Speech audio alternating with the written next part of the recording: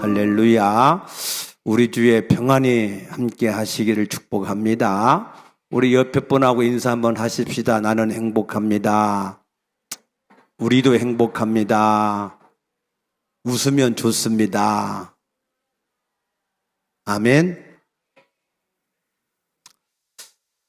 이번 튀르키예 지역에서 10개 주에서 지진이 발생했습니다.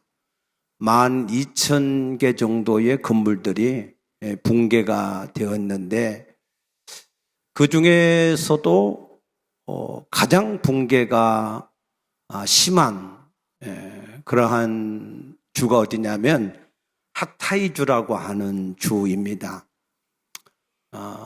이 하타이주는 많은 이 건물들이 붕괴되고 많은 사상자들이 생겼는데 신기하게도 그 하타이주 안에서 한 도시는 전혀 건물도 붕괴되지 않고 사망자도 없고 부상자도 없는 그런 신기한 소도시가 있습니다.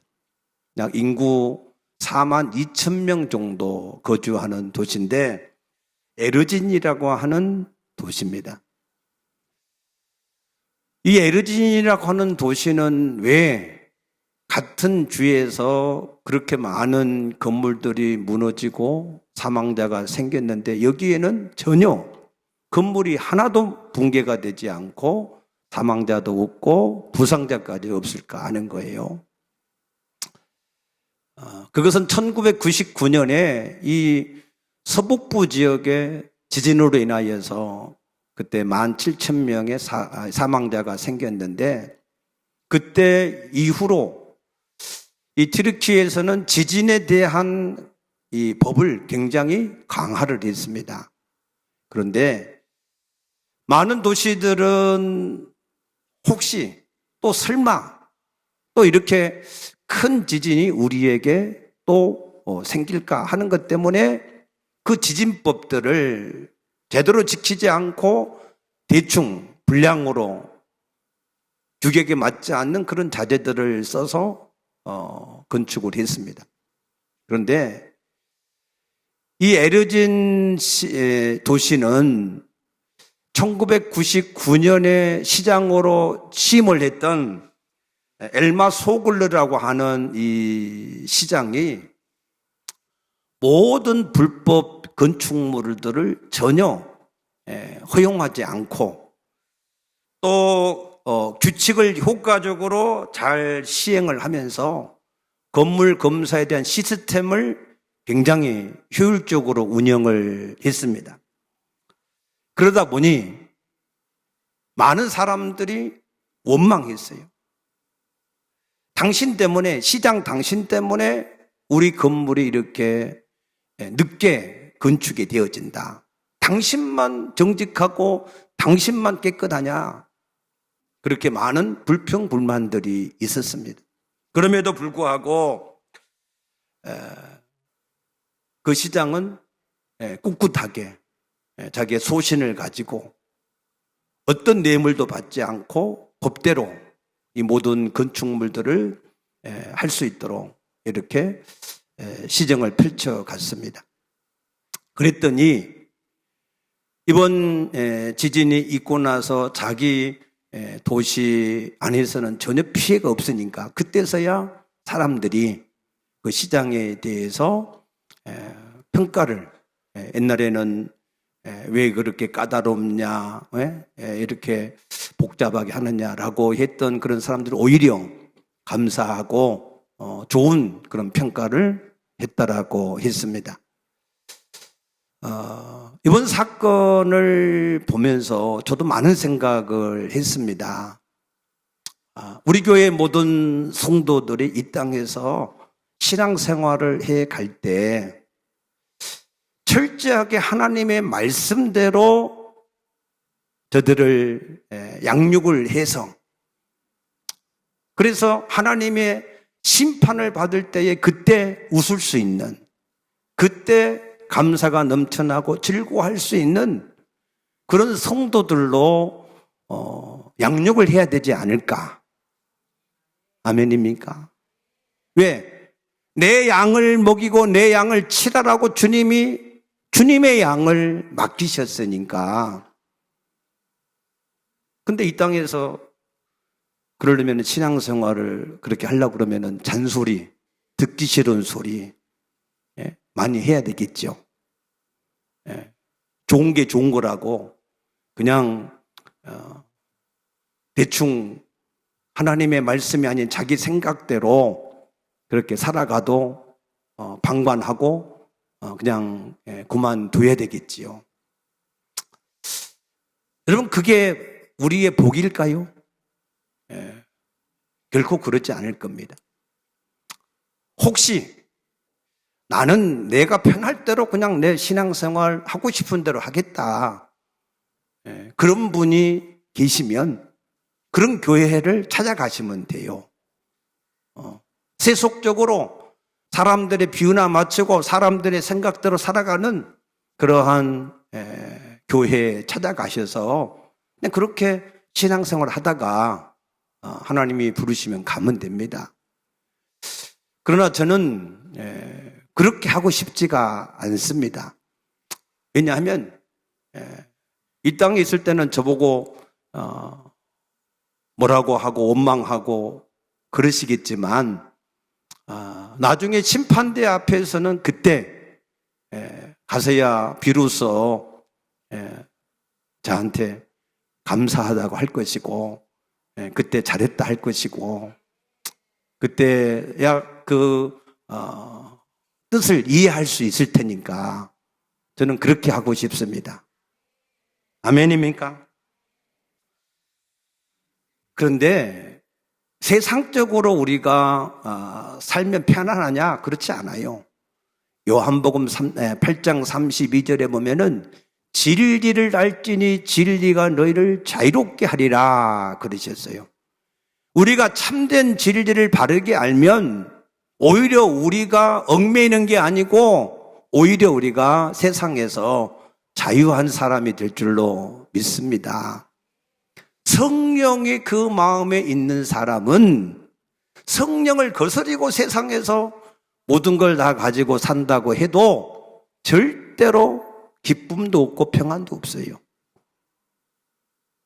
얼굴 보면 알아. 성령을 거스리지 않고 성령을 따라서 성령과 함께 동행하면서 성령의 좋은 동역자들이 되어서 사는 사람들은요, 그 마음에 평안이 있어요. 얼굴이 평안이 있어요. 기쁨과 소망이 있는 줄로 믿습니다. 시편 84편 10절에 보니까 주의 궁정에서의 한 날이 다른 곳에서의 첫날보다 나은즉 악인의 장막에 사는 것보다 내 하나님의 성전 문지기로 있는 것이 좋사오니 그랬습니다. 아멘. 세상의 모든 것을 다 가지고 사는 것보다도 주 안에서 주의 진리의 말씀을 가지고 사는 것이 우리에게는 더 기쁘고 복된 사람이다, 그 얘기입니다. 그래서 우리가 하나님의 말씀대로 우리의 신앙을 회복해야 되는데, 그러면 가장 먼저 우리가 회복해야 될 신앙이 뭘까 하는 거예요. 그것은 예배입니다. 예배. 오늘 여기 24절 말씀 보면은 내게 토단을 쌓고 그 위에 내 양과 소로 내 번제와 화목제를 드리라. 내가 내 이름을 기념하게 하는 모든 곳에서 내게 임하여 복을 주리라 그랬습니다. 아멘. 하나님은 우리를 축복하기 원하셔요.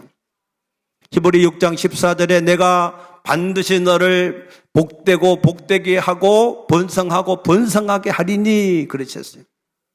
하나님은 처음부터 우리를 복되게 창조하셨고 우리가 그 복을 받아서 누리며 살기를 원하고 계신 줄로 믿으시기 바랍니다. 그런데 그 복을 왜 잊어버렸어요? 우리가 죄를 지음으로 하나님이 주신 그 모든 복을 잊어버리고 오히려 저주 가운데 우리가 빠지게 된 것입니다. 그때 하나님은 그 아담과 하와를 위해서 창세기 3장 21절에 보니까 가죽옷을 지어 입히셨다 그랬어요. 하나님의 모든 축복을 잊어버리고 저주 가운데 있는 아담과 하와에게 가죽옷을 지어 입히셔서 다시 하나님하고 화목하고 하나님의 복을 받을 수 있게 하셨다 그 말입니다. 그 가죽옷을 창세기 4장 3, 4절 말씀 보면은 가인과 아벨을 통해서 나타난 것은 제사다 그랬어요. 제사. 가죽옷이 뭐가 됐다고요? 제사. 이걸 잘 들으셔야 돼요. 그래서 가인은 땅의 소산물로 하나님께 드렸다. 근데 창세기 3장 17절에 보니까 땅은 이미 가인의 죄로 말미암아서 이 아담과 하와의 죄로 말미암아서 이미 땅은 저주를 받아버린 거예요. 그래서 하나님이 가인의 제사는 안 받고 아벨의 제사를 받으셨다 그랬습니다. 그 아벨의 제사를 왜 하나님이 받으셨느냐? 히브리서 11장 4절에 이렇게 기록하고 있습니다. 아벨은 믿음으로 아벨은 가인보다 더 나은 제사를 드림으로 의로운 자라 하시는 증거를 얻었으니 하나님이 그 예물에 대하여서 증거를 하신다 그랬어요. 예물. 가인과 아벨이 각각 예물로 드렸는데 가인의 제사와 아벨의 제사와 아벨을 받으신 것은 그 아벨이 드린 예물 때문에 하나님이 받으셨다는 거예요. 그 예물이 뭐라고요? 어린 양을 잡아서 그것을 하나님 앞에 드린 예물이었습니다. 그 어린 양을 드렸다고 하는 것은 피를 드렸다는 겁니다. 피는 레위기 17장 11절에 보니까 육체의 모든 생명은 어디에 있어요? 피에 있다. 생명이 피입니다. 그래서 피를 드렸다고 하는 것은 생명을 드렸다 이 말입니다. 그럼 생명을 드려야 되는 이유가 뭐냐?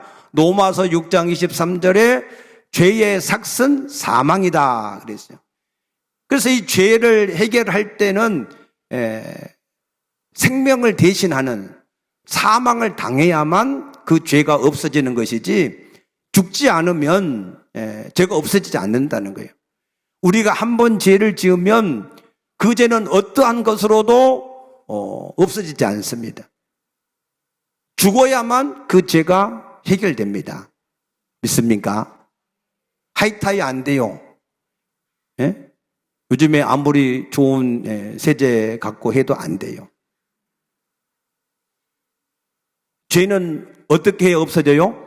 죽어야 돼, 죽어야. 죄의 삭은 사망이니까 죽어야 돼요. 그런데 죄인데 내가 죽으면 지옥 가요. 그래서 하나님이 가죽옷을 대신해서 내가 아닌 죄가 없는 어린 양을 잡아서 그래서 그 피를 흘리고 내게 그 옷을 입혀주셔서 그래서 내가 의롭게 되어지게 하셔서 하나님이 나를 구원하셨다 그 말입니다. 그래서 피제사가 그래서 하나님 앞에 우리가 연락되어지는 제사가 되는데 히브리서 9장 22절에 보니까 율법을 따라 거의 모든 물건이 피로써 정결하게 되나니 피 흘림이 없이는 뭐가 없어요? 사함이 없다. 아멘.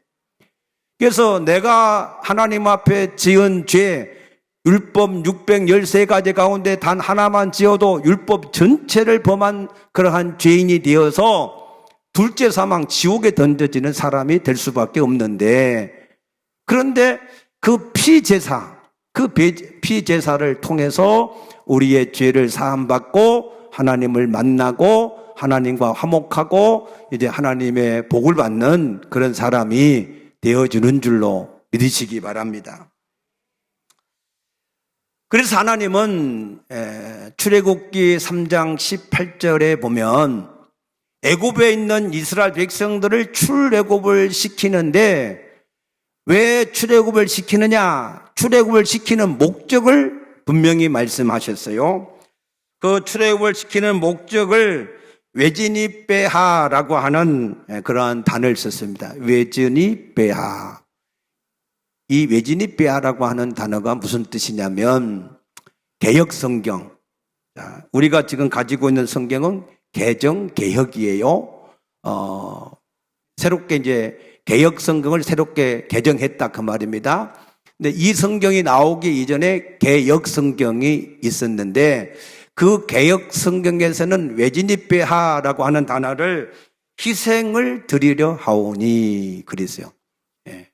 희생을 드리려 한다. 그랬고 이 개정성경에서는 제사를 드리며 그랬어요. 그래서 이 외진이빼하라고 하는 단어의 원어를 보면은 이것은 자바흐라고 하는 단어인데 이것은 동물을 죽이다라고 하는 뜻입니다. 피제사를 말한 희생제사. 그러니까 하나님이 출애굽을 시키는 목적이 뭐냐? 그들로 하여금 희생제사를 드리도록 하기 위해서 출애굽을 시킨다라고 말씀하신 겁니다. 믿습니까?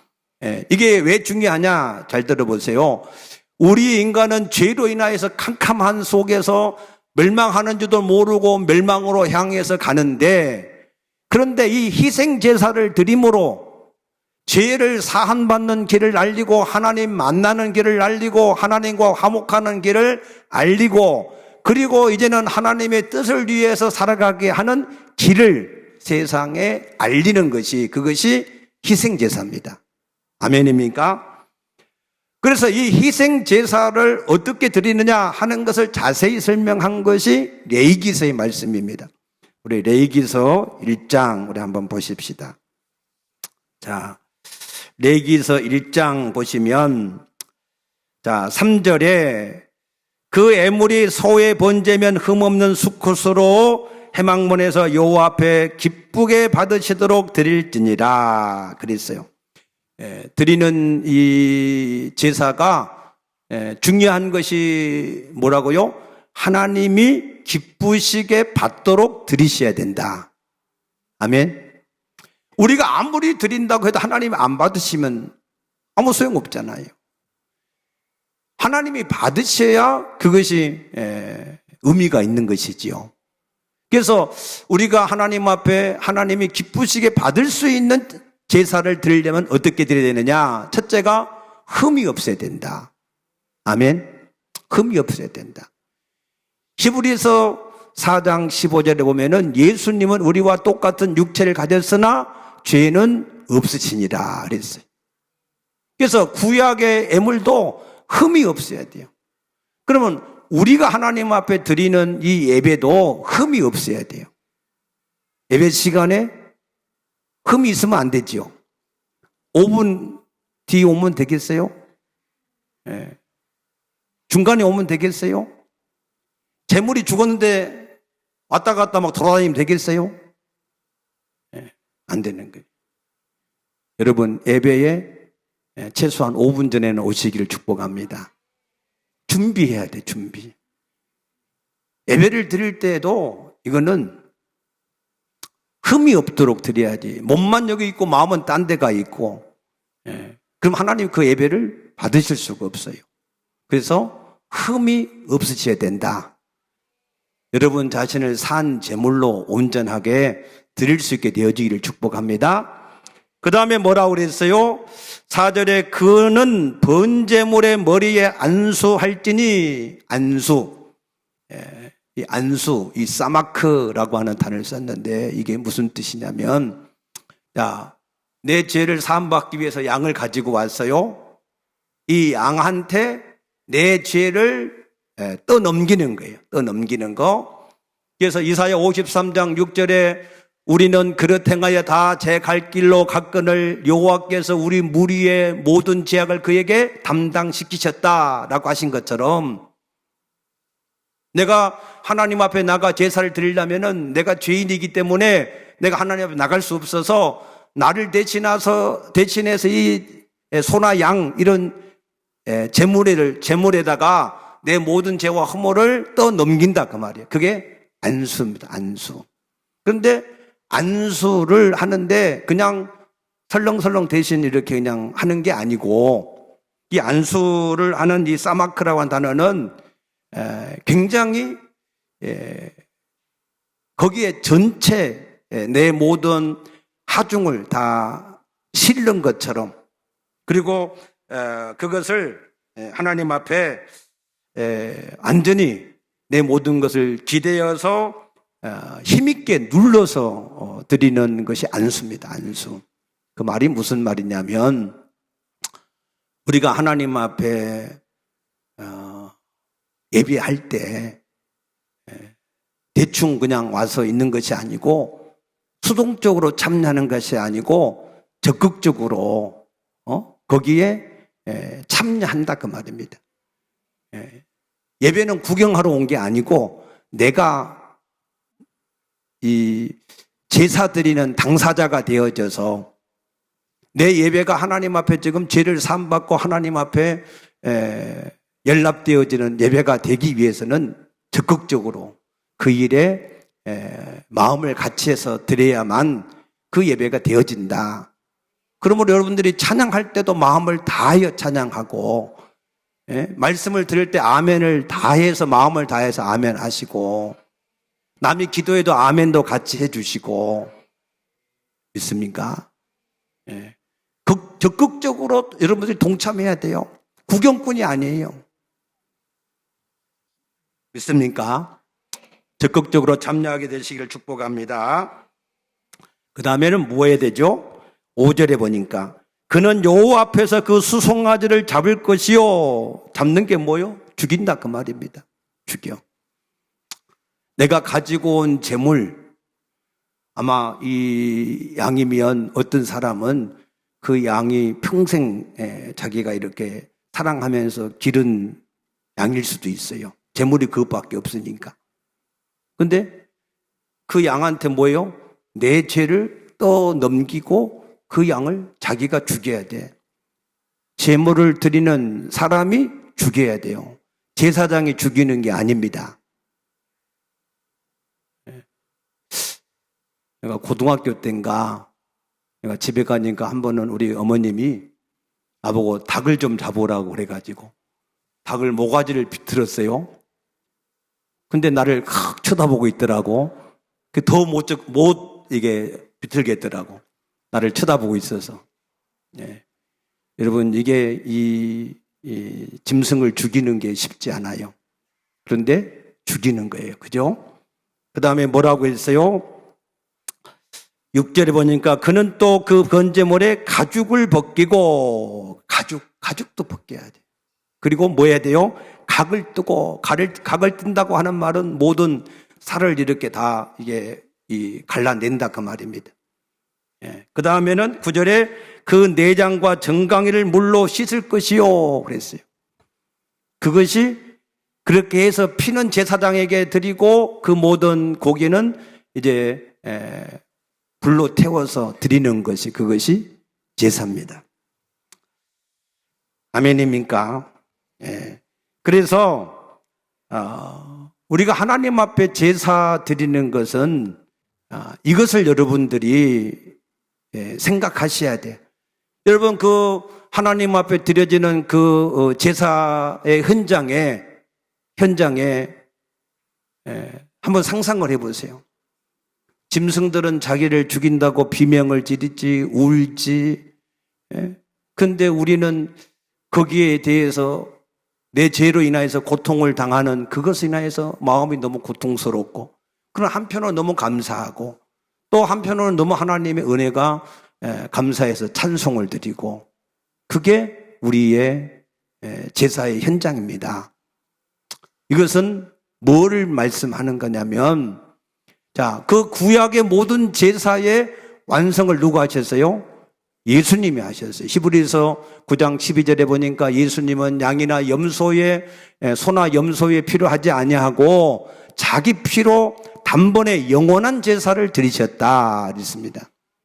예수님이 구약의 모든 그 제사를 완성하신 줄로 믿으시기 바랍니다. 그래서 그 구약의 제사를 우리가 지금 재현하는 게 재현. 그래서 우리가 예수님께 내 죄를 증가시키고, 그 예수님을 죽이고 예수님의 가죽을 벗기고 예수님의 살을 다 각을 떠가지고 하나님 앞에 불태워 드리는 그 제사가 오늘 우리가 드리는 예배입니다. 이해가 되셨습니까?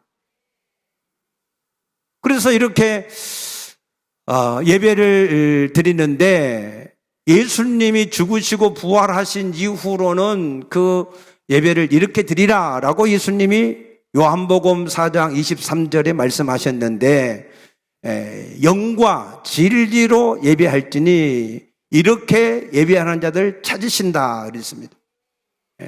그 영과 진리로 예배하는 것을 초대교회가 어떻게 예배했는가 하고 보면은 사도행전 20장 7절에 우리 한번 보십시다.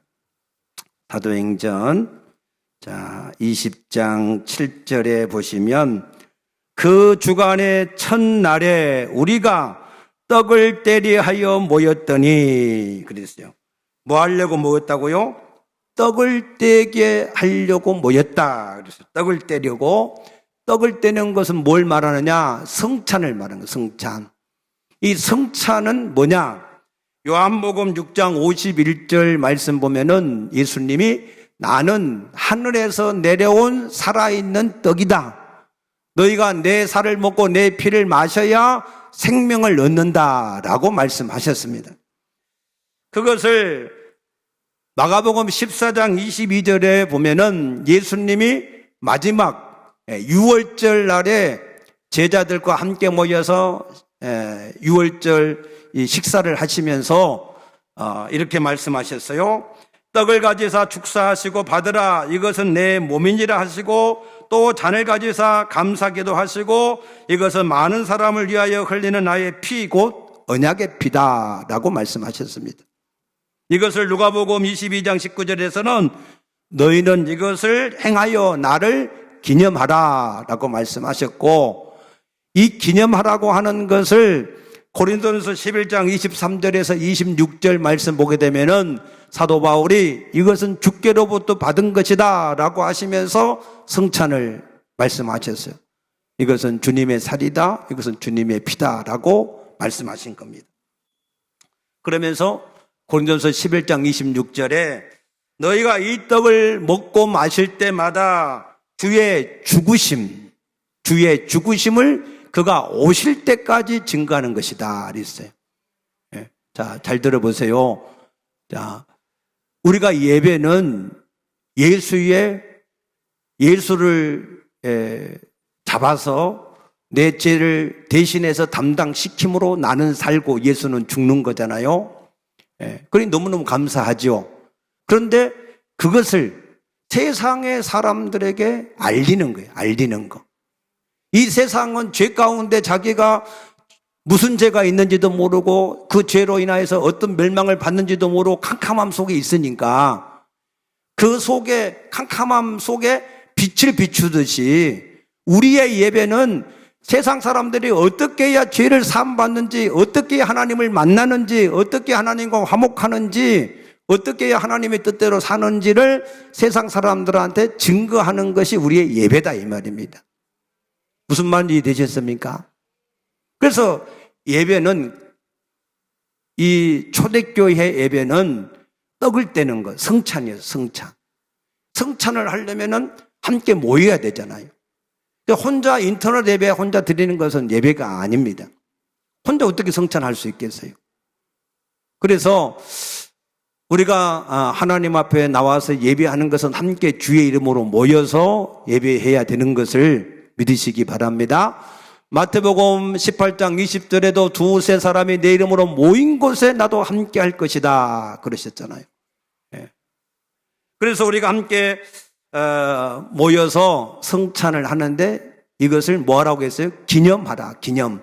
이 기념이 아남네신이라고 하는 단어를 썼는데 이 아남네시라고 하는 이 단어는 뭐냐면 너희가 이것을 통해서 나를 기억하라는 게 기억. 뭘 기억하느냐? 예수의 죽음, 구속을 현재화하는 거예요. 현재화. 2000년 전에 예수님이 십자가에서 죽으신 그것을 오늘 우리가 현재화하는 게 우리의 예배다. 이해되셨습니까? 자, 신명기 5장 3절에 보면은 하나님이 분명히 말씀하십니다. 이것은 너희 조상과 세운 언약이 아니라 오늘 너희와 세워진 것이다. 그랬어요. 예수님의 2000년 전의 사건은 옛날 이야기가 아니라 오늘 우리가 지금 예수님께 내 죄를 전가시키고 그 예수를 죽이고 가죽을 벗기고 그 각을 뜨고 하나님 앞에 불태워 드린 게 우리 예배다 그 말이에요. 이해되셨습니까? 그래서 예배가 얼마나 값지고 감사하고 귀한 겁니까? 믿습니까? 예배에 실패한 가인은 어떻게 됐어요?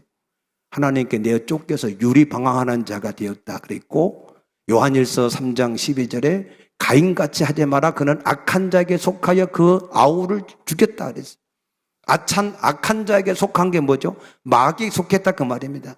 예배가 안 되면, 죄를 사함받지 못하고 하나님을 만나지 못하면, 그러면 사단에게 종이 돼 살 수밖에 없어요. 사단을 따라서 죄 가운데 살 수밖에 없어요. 그 진노는 결국 멸망으로 끝나는 것을 아시기 바랍니다. 아멘. 그러면 우리가 예배는 성찬을 하는 건데, 그럼 우리가 예배 시간마다 성찬을 해야 되는데 왜 안 합니까? 그것은 이런 것과 같습니다. 자, 사도행전 2장 41절에 보면은 베드로가 설교할 때 하나님께 돌아온 사람이 3,000명이었어요. 그러면 원래 세례는 어디 가서 해야 돼요? 흐르는 물에 가서 완전히 잠갔다가 다시 살리는 게 세례예요. 그것은 무엇을 의미하느냐면 예수님과 함께 죽고 전에는 나를 위해 살던 사람이 이제는 예수를 위해서 사는 사람으로 새롭게 거듭났습니다 하는 게 세례예요. 아멘. 그래서 이 세례를 받는 내용이 중요한 것이지 그 세례 자체의 어떤 형식이 중요한 것은 아니다 그 말입니다. 물론 형식도 중요해요. 형식도 물에 잠기는 것을 죽음을 의미하니까 그 자체도 중요해요. 말을 좀 안 듣는 사람은 오래 담가놔야 돼. 그죠? 그래야 죽으니까. 오래 담가놨다가 살려야 되는데. 아무튼 그게 의미가 그래, 의미. 근데 세례의 의미를 모르고 세례를 받은 사람이 너무 많아가지고 세례를 받고 났는데도 여전히 자기가 주인이고 여전히 자기의 생각이 옳고 자기의 뜻대로 살아가는 사람들이 너무 많아. 그 세례를 잘못 받은 거예요. 세례 다시 받아야 돼. 의미를 모르고 받는 게 무슨 의미가 있어요? 의미를 제대로 알고 받으셔야. 아멘입니까? 네. 마찬가지 성찬을 우리가 매주마다 해야 되는데 성찬하고 말씀 전하고 이렇게 하다 보면 시간이 너무 많이 이게 지금 가잖아요. 안 그래도 예배 시간이 뭐 기니 짧으니 몇 분이 하고 이제 따지는데 그걸 다 하려고 하면 사실은 FM대로 하루 종일 우리가 오늘은 주의 날이니까 주회전에서 하루 종일 있으면서 예배 드리는 게 정상이에요. 맞습니까? 근데 세상이 하도 바쁘다 그러니까 그래서 이 성찬을 설명하는 게 설교예요, 설교. 그래서 사도행전 7장, 17장에 보면은 사도 바울이 데살로니가 가서 이 말씀을 전할 때에 시간이 없으니까 성경을 가지고 뜻을 풀어가지고 예수의 죽음과 부활을 증거했다 그랬어요. 그래서 예배는 다시 말씀드리지만 예배는 우리가 하나님 앞에서 제물을 가지고 와서 내가 가진 모든 죄와 허물을 그에게 전가시키고 그를 나 대신에 죽이고 각을 뜨고 껍질을 벗기고 불태워 드리는 게 그게 예배다 그 말입니다. 그 예물이 바로 우리 주 예수님이신 것을 믿으시기 바랍니다. 그래서 그 예배가 이루어지면 죄를 사함받고 하나님을 만나서 이제 지난날에 하나님을 떠나서 자기 멋대로 살던 것을 이제는 버리고 이제는 하나님의 뜻을 위해서 살겠습니다 하고 예배를 끝나고 나가면 그 사람이 이제 예배를 제대로 드린 사람이에요. 그러면은 이제 다시 세상에 나가서 살 때 이제는 자기의 뜻을 위해 사는 것이 아니라 하나님의 뜻을 위해서 사는 사람으로 살아가게 되는 줄로 믿으시기 바랍니다. 그렇게 살다가 또 연약해서 넘어지고 그랬을 때 또다시 와서 예수 그리스도의 이 대속의 은혜를 또 우리가 받고 죄를 사함받고 다시 하나님과 화목하고 다시 하나님의 뜻을 살아가는 게, 그게 근본이 예배예요. 예배. 이해되셨습니까? 예. 그래서 오늘 여기 예배를 드리는데 출애굽기 20장 24절에 보시면 어떻게 예배를 드리라 그랬느냐면 24절 우리 한번 보십시다. 보시면 내게 토단을 쌓고, 그래서 토단은 흙으로 만든 제단이에요. 흙으로 만든 제단. 그런데 쌓고 그랬어요. 왜 흙으로 토단을 쌓라고 그랬을까? 이 22절, 23절에 보면은 너희는 나를 비교서 은으로나 금으로 너희를 위하여 신상을 만들지 말고, 이방의 우상을 섬기는 사람들이 금이나 음을 가지고 멋있는 신상을 만들어 놓고 섬겼다 그 말입니다. 이게 토단을 쌓으라고 하는 것은 그런 우상의 제단과 구별된 것을 말씀하시는 거예요. 구별되는 것. 우상과 구별된 이 단을 위해서 토단을 쌓으라 그랬고, 두 번째로 이 토단은 제단 그 자체가 우상이 되면 안 되니까. 제단 자체가 너무 화려하고 멋있고 막 이러면 그 자체가 우상이 되니까 하나님이 그걸 하지 말라는 거예요. 그래서 가톨릭이나 동방 정교회 가면은 굉장히 막 그 성전이 휘황찬란하게 이렇게 해놓은 게 많아요. 장식을 많이 해놓은 게 많아요. 근데 그거 없애라는 거예요. 믿습니까? 우리 교회는 십자가가 앞에는 없는데, 옛날에 십자가를 이렇게 이제 달아놓으니까 절에 다니시던 분이, 불교를 열심히 섬기던 분이 와서 교회에 와서 뭘 하는가 봤더니 십자가 앞에 와서 이렇게 빌더라고. 석가모니한테, 이게 불상한테 빌듯이 십자가 앞에 와서 빌더라고.